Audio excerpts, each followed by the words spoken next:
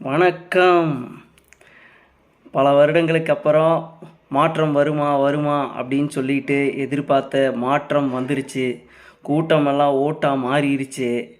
பல தடைகளை தாண்டி, பல அவமானங்களை தாண்டி, பல ஏளன பேச்சுகளை தாண்டி, பல கட்ட தடுப்புகளை தாண்டி வெற்றிகரமாக தளபதி விஜய் ஜோசப் விஜய் என்னும் நான் அப்படின்னு இன்னைக்கு முதல்வராக பதவி ஏற்றிருக்கிறாரு.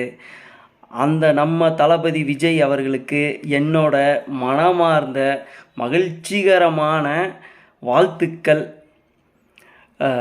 இந்த இடத்துல நான் சொல்கிறது என்னென்னா, இப்போ உங்களுக்கு நிறையா சவால்கள் இருக்குது, நிறைய ரெஸ்பான்சிபிலிட்டிஸ் இருக்குது, உங்களுக்கே தெரியும்.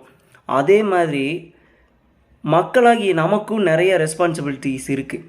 ஏன்னா இன்றைக்கி நம்ம ஓட்டு போட்டு தான் விஜய் அவர்கள் சிஎம் ஆகியிருக்காரு. நம்ம ஓட்டு போடாமல் அவர் சிஎம் ஆகலை.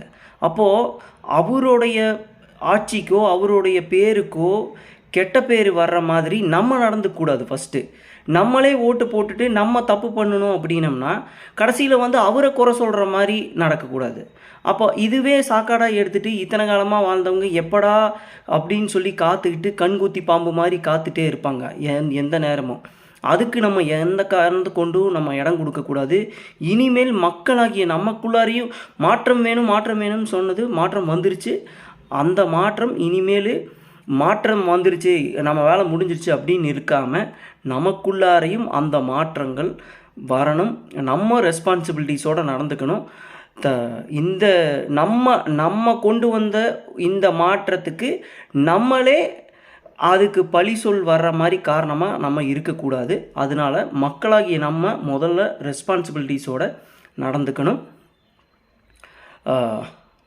அவ்வளோ, இதுதான் என்னுடைய கருத்து.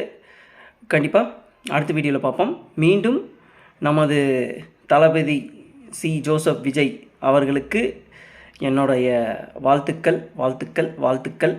உங்களுடைய ஆட்சியில் மென்மேலும் இன்னும் தமிழ்நாடு சிறக்கணும் அப்படின்னு நான் மனப்பூர்வமாக வாழ்த்துக்களை தெரிவிச்சுக்கிறேன்.